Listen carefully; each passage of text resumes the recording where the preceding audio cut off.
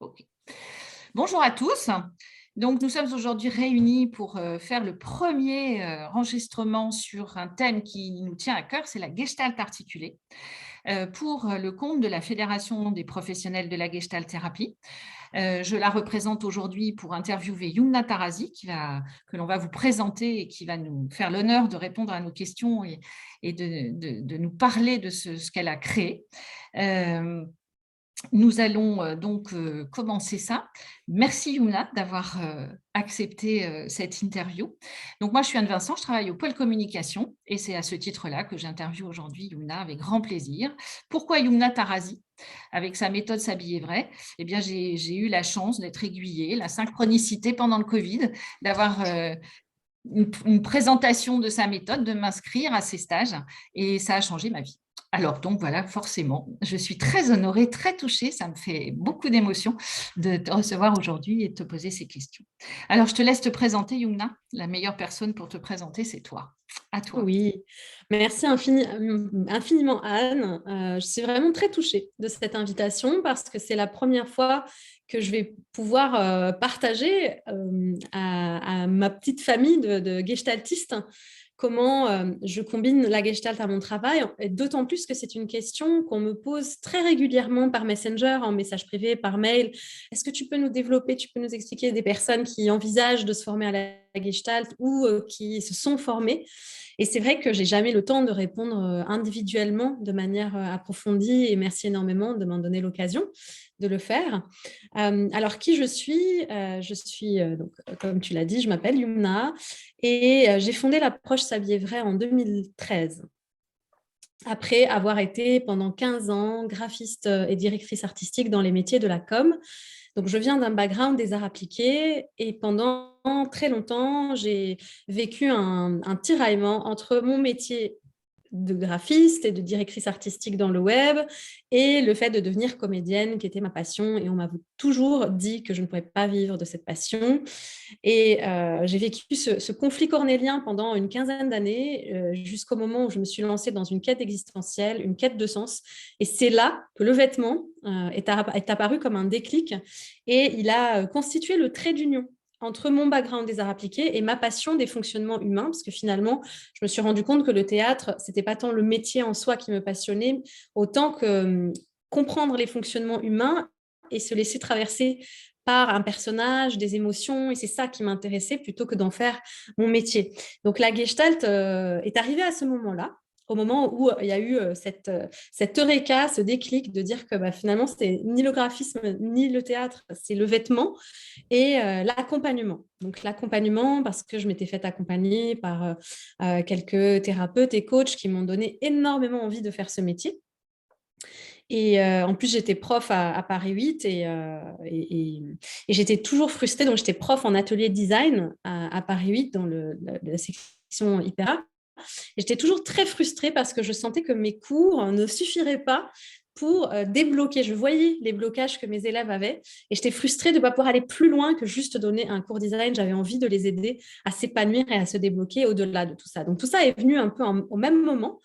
Et je me suis lancée à l'école parisienne de Gestalt, je me suis lancée en 2012. Après, Xavier Vrai a vraiment décollé fort, donc j'ai fait une pause en premier cycle en 2013-2014 et j'ai repris le premier cycle en 2015 et j'ai fait mon deuxième cycle. Et c'est vrai qu'après le deuxième cycle, aujourd'hui je suis en cours de troisième cycle, mais c'est vrai qu'à l'issue du deuxième cycle, il s'est passé quelque chose de l'ordre de la confiance en soi, de quelque chose qui m'a aussi montré une autre manière de faire de la pédagogie. Et ça faisait un moment qu'on me demandait de transmettre mon métier à d'autres. Il y avait des gens qui voulaient faire le même métier que moi et je ne m'étais pas sentie prête jusque-là. Donc, il y avait eu S'habiller vrai depuis 2013 dans les accompagnements, beaucoup de clientes qui voulaient apprendre ce métier. Et finalement, après le deuxième cycle, quand j'ai vu comment j'avais reçu la pédagogie pour me former à devenir Gestalt praticien, c'est là que je fais ça a pris quelques mois quand même après le deuxième cycle pour me dire, c'est bon, là, je me sens prête. Si c'est pour faire de la pédagogie comme à l'OPG, alors là, feu vert. Qu'est-ce que j'appelle la pédagogie comme à l'EPG? C'est la pédagogie d'émergence où on va apprendre par la pratique, d'abord par l'éprouver, le vivre pour soi. Ensuite, on va apprendre par la pratique, par l'exercice. Et à la fin, on met de la théorie sur ce qu'on vient de vivre. Et c'est vrai que c'est une approche pédagogique qui m'a énormément convenue. Et donc, je l'ai transposée pour enseigner la méthode Sablier-Vray à des femmes. Aujourd'hui, j'ai formé 79 femmes exactement à l'approche Sablier-Vray, qui est certaines qui en ont déjà fait leur métier et qui en vivent en partie. Donc voilà, et aujourd'hui, je suis consacrée à accompagner des personnes à travers l'approche Sablier-Vray. J'accompagne aussi des personnes en thérapie et puis j'ai aussi ouvert un espace d'évolution pour les chefs d'entreprise puisque je me suis retrouvée chef d'entreprise à succès finalement depuis 9 ans environ et ça c'était quelque chose de totalement inattendu. C'est-à-dire que j'ai suivi ma passion, j'ai suivi mes envies et finalement je me suis retrouvée à la tête d'une équipe. Et là, j'ai développé des compétences entrepreneuriales et donc j'ai attiré aussi des chefs d'entreprise, des auto-entrepreneurs qui étaient curieux de mon modèle économique et qui avaient envie que je les accompagne pour créer le leur à leur image, de la même manière que j'ai créé le mien. Donc voilà, un petit peu, je suis aussi l'auteur de l'Oracle des couleurs et puis 2 livres en cours d'écriture. Ah, Voilà, je crois que c'est assez complet comme ça. donc ça, c'est tout ton parcours. Qu'est-ce que tu retiendrais aujourd'hui? Comment tu nommerais ton métier? C'est une très bonne question piège, parce que c'est toujours très Pas difficile. volontaire, mais Moi, si je m'enlevais, voilà, si je m'enlevais il faut pas, les gens vont comprendre, les gens vont pas comprendre, légitimité, etc. Si je faisais le grand ménage, le mot qui me représente le plus aujourd'hui par rapport à ce que j'offre à mes clients, c'est guérisseuse. Voilà, je me définis comme une guérisseuse à travers la créativité. Moi, mon talent unique, s'il fallait m'en laisser qu'un seul, ce serait la créativité. Voilà. d'accord. Donc, je serais mon métier, ce serait une guérisseuse créative. C'est joli. Je pensais à cette Voilà, femme aussi pour accoucher, tu vois? exactement, exactement. Hein, Mm. de donner la vie à quelque chose Ah, qui est profond. Heu, exactement. Qu'est-ce que tu dirais que tu as intégré comme spécificité aujourd'hui? Qu'est-ce que tu reconnais de la Gestalt dans ta pratique, de t'avoir vu animer un groupe, de t'avoir vu sur les écrans, dans les réseaux sociaux, sur des conférences, sur les méditations, parce que tu en fais aussi. Bref, enfin tous ces ateliers, tout ce que tu as donné là en octobre, novembre ou novembre, décembre, je ne sais plus, sur tous Oui. les trucs pour monter enfin, en compétences dans son business. Qui était passionnant. Mm. Voilà, c'est pour ça que je pensais au terme d'accouchement parce que ça concerne plein de choses et que c'est vraiment une globalité. Et ça, pour moi, ça me parle de la gestalt, tu vois, la globalité, l'approche globale. C'est pas juste le vêtement pour la féminité ou la Mm. couleur pour la puissance, ou etc. Mais il y avait vraiment pour moi une approche très globale de ça. Et je me disais, qu'est-ce que tu aurais repéré de ce qui est spécifique à la gestalt pour ton activité aujourd'hui? Mm. Alors, étant donné que la Gestalt est une posture, pour moi, c'est vraiment à ce niveau-là que je l'intègre. Je pourrais nommer des choses spécifiques que j'incarne. Je ne vais pas dire que j'utilise, mais plutôt que j'incarne, qui va être toujours un respect du cycle du contact, que ce soit dans une newsletter que je vais écrire, que ce soit dans mes posts des réseaux sociaux, que ce soit dans mon lien continu avec les réseaux sociaux, avec mon audience, parce que j'ai une réelle audience, c'est des vrais gens en fait derrière les chiffres, c'est des vraies personnes auxquelles je me connecte et c'est de prendre soin, de pouvoir respecter ce cycle du contact, j'en suis profondément consciente. Puis ça vient pas juste d'une envie d'être bonne élève, mais ça résonne aussi, c'est quelque chose qui résonne avec mes valeurs. C'est pas parce que la Gestalt a dit qu'il faut faire ça que je le fais, mais plutôt parce que c'est venu mettre des mots et oui, transmettre une posture qui me parle déjà à la base et que j'ai pu du coup consolider et empuissancer grâce à ma formation en Gestalt. Donc ça, c'est parmi les choses pour lesquelles je prends beaucoup soin, c'est respecter le cycle du contact. Ensuite, je vais aussi repérer chez mes clientes et mes clients, ça va beaucoup m'aider à repérer les interruptions de contact, voilà, tout ce qui émerge à l'occasion du contact. Et dans certains contextes, dans certains stages qui ne sont pas à visée thérapeutique, ça permet aussi d'identifier des choses, à pouvoir repérer, faire du repérage pour mes clientes, quitte à les conseiller de faire un travail thérapeutique si elles le souhaitent, c'est jamais une obligation, si elles en ressentent le sens, après que je l'évoque.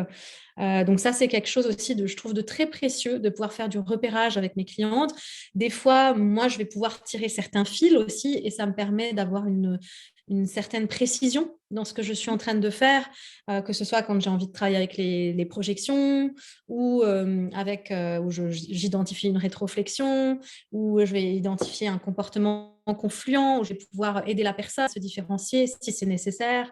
Donc, je vais pouvoir utiliser vraiment les repères que la Gestalt nous donne pour pouvoir me situer en temps réel dans des situations vivantes, j'ai envie de dire des situations des fois d'urgence, on n'a pas beaucoup de temps, de pouvoir aller des fois droit à l'essentiel. Qu'est-ce que je vais utiliser d'autre aussi concernant la Gestalt? Je vais aussi avoir cette conscience, parce que ça est vrai, c'est vrai que tu viens de le dire, toi, au début, c'est vrai que c'est une approche qui fonctionne, c'est une approche puissante. Et, c'était important pour moi de ne pas tomber dans le piège de c'est la méthode qu'il faut faire absolument, sinon on passe à côté de sa vie. Voilà. Donc la Gestalt me permet aussi d'avoir un niveau de conscience pour autant que possible, je n'y arrive pas toujours, mais autant que possible, être dans un discours qui permet d'ouvrir à la liberté de choix de chacun.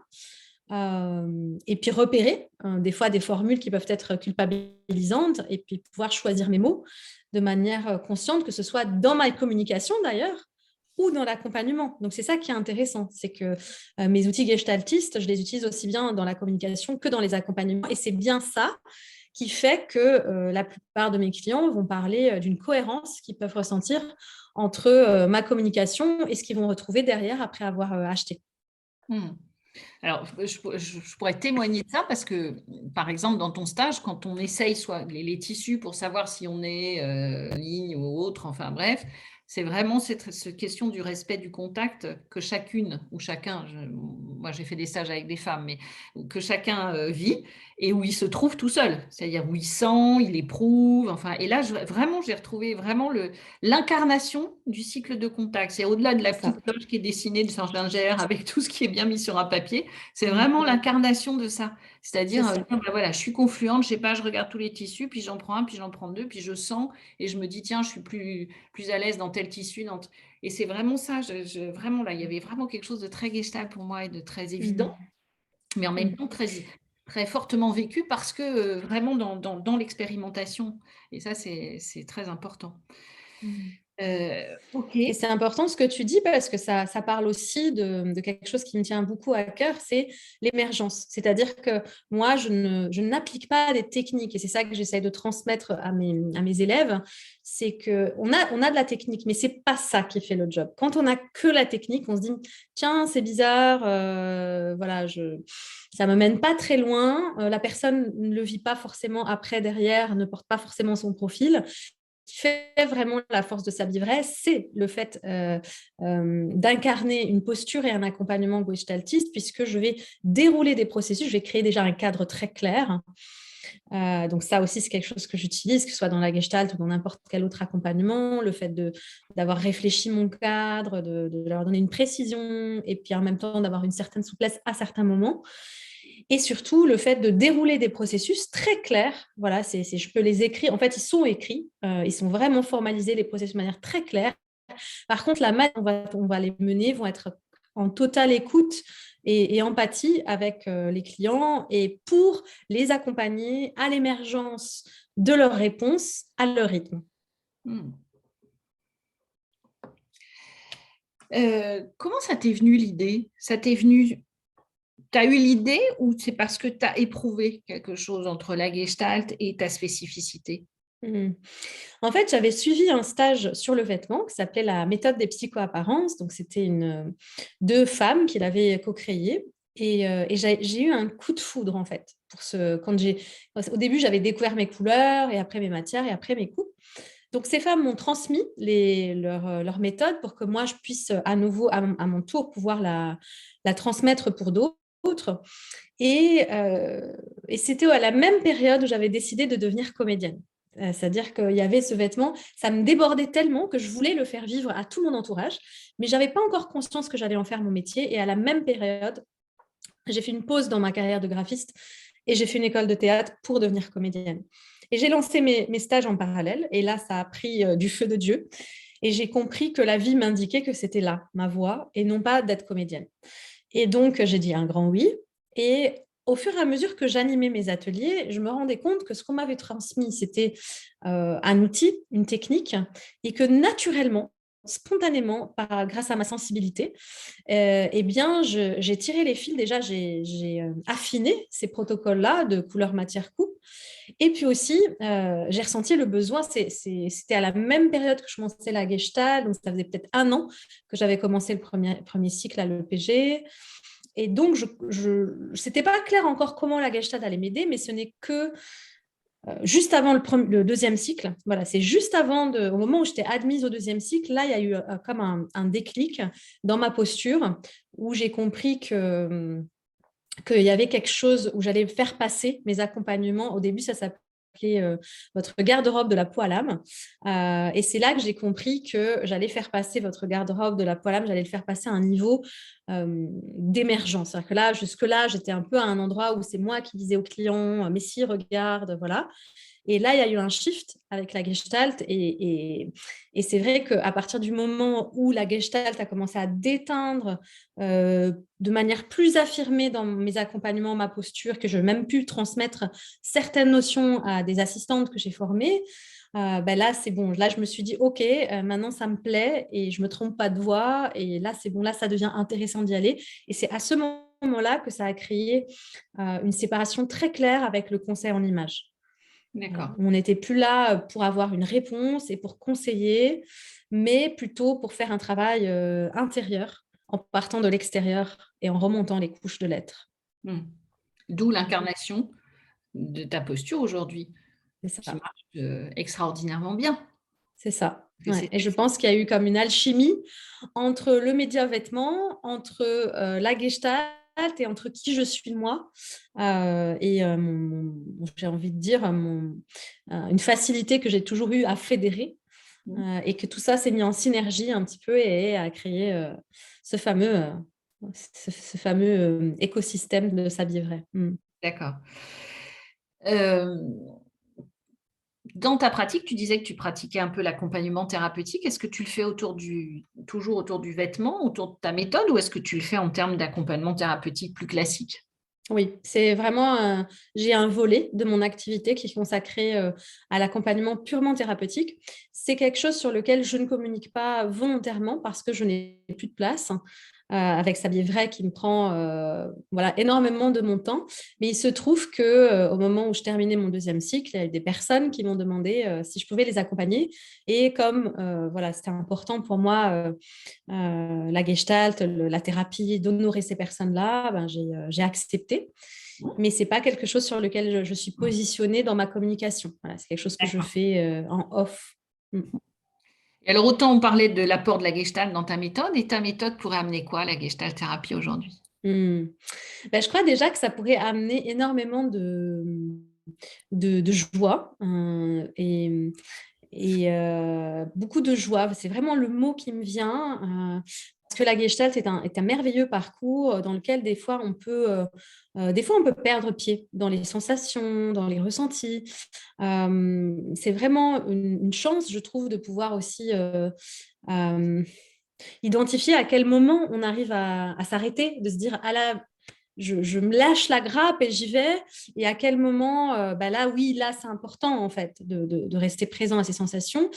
Mais dans le cas de certaines personnes qui peuvent être, peut-être qui peuvent utiliser des fois la thérapie comme un alibi pour pas aller plus loin. Là, voilà, mais en tout cas, chez ce genre de personnes ou chez d'autres, ça peut apporter beaucoup de joie parce que ça peut d'un coup déplacer le regard. Déplacer le regard en l'apportant sur le corps, en apportant une observation objective du corps et se rendre compte que du fossé, ça peut servir comme un repère entre l'image qu'on a de soi et puis finalement l'observation objective. Je donne l'exemple souvent de femmes, par exemple, qui sont en surpoids, qui vont être persuadées d'être cercles. Et puis finalement, quand elles découvrent qu'elles sont losanges, là, il y a une révélation. Alors, pour ceux qui ne comprennent pas de quoi on parle, cercle, c'est quand ce sont la chair, le plein du corps qui domine. Et donc, on va trouver des coupes de vêtements qui doivent accompagner les lignes de force spirale du corps. Quand on est losange, ce sont les articulations, c'est la partie articulaire du corps qui prédomine. Et donc, ce qu'on devra mettre en valeur, ce sont les articulations et puis les diagonales du corps au niveau des coupes. Voilà. Et c'est là où les coupes vont accompagner les lignes de force du corps. Donc, quand une femme en surpoids découvre que non, elle n'est pas cercle, ce n'est pas le plein qu'on voit d'elle en premier, mais c'est le losange, donc les articulations, il y a tout de suite un renversement du regard de l'image de soi et c'est immédiat et il n'y a pas de tergiversation parce que c'est visuel et tout le monde le constate. C'est pour ça que j'adore faire les stages en groupe parce qu'on a des témoins aussi qui vont voir la même chose. Donc je pense apporter énormément de joie. Et puis pour moi, c'est une continuité du travail gestaltiste, d'un travail intérieur qui soit gestaltiste ou autre, psychanalytique aussi ou thérapeutique tout simplement.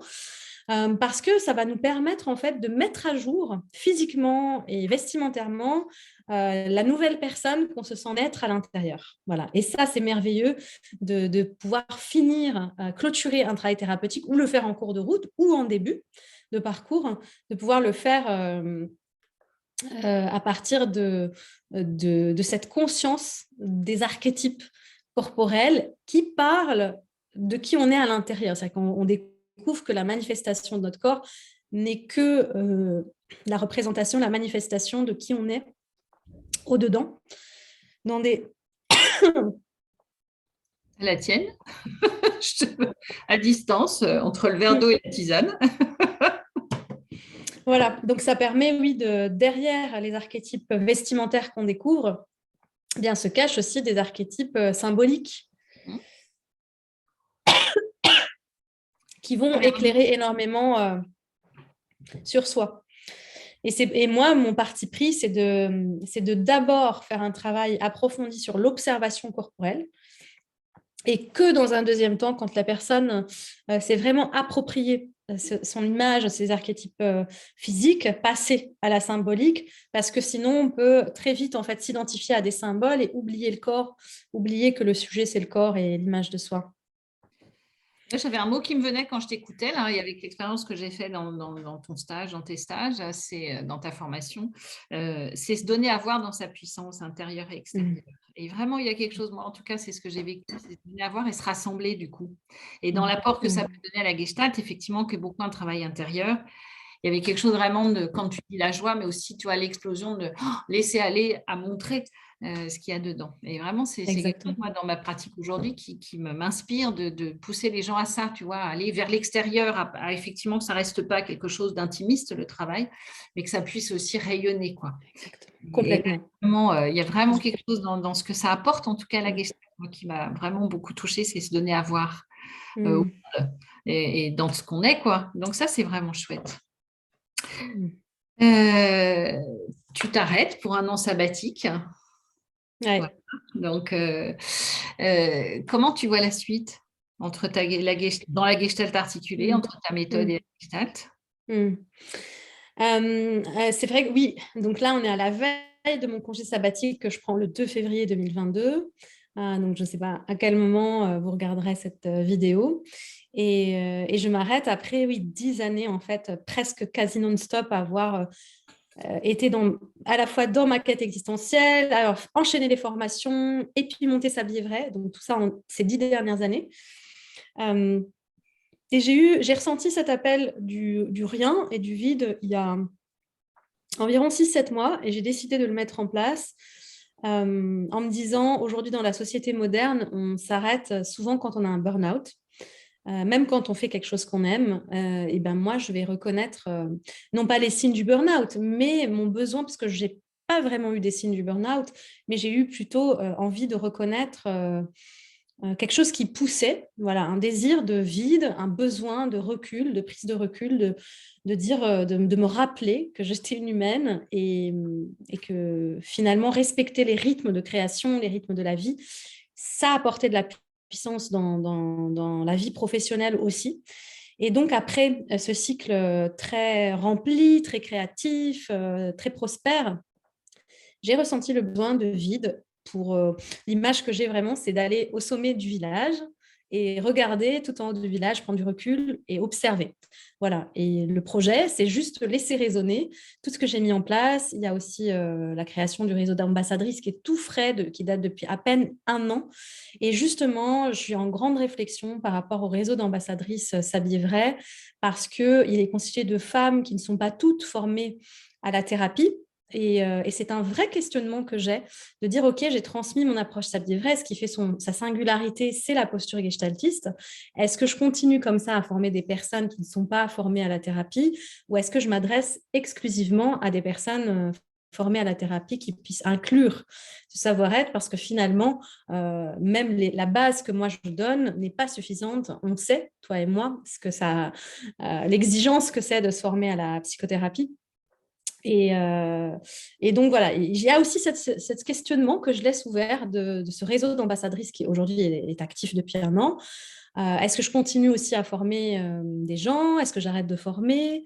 Voilà, qu'est-ce que je fais aussi avec S'habiller vrai? Donc, le futur est empreint d'un grand point d'interrogation, mais aussi de beaucoup de confiance. Ouais, de beaucoup de confiance et puis de laisser émerger émerger la nouveauté, traverser ce vide fertile, sachant que ce ne sera pas complètement un vide fertile puisqu'il y a des projets de livres, des projets d'édition. Donc, c'est en cours des négociations là. Donc, il se pourrait aussi que je sois en train d'écrire pendant ce moment de retrait et de recul.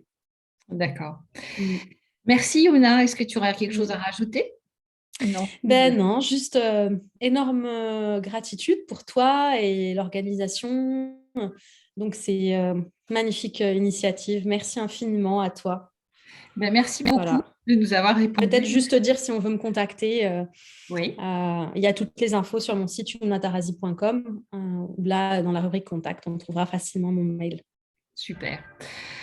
Eh bien, je vais arrêter l'enregistrement. On se prend 2 minutes après si tu es OK. Merci encore beaucoup de cette interview, de ce témoignage et de ce lien avec la Gestalt. Merci pour la Gestalt articulée. Bonne suite et bon congé à toi. Merci infiniment à toi et salutations à tous mes collègues gestaltistes. Alors,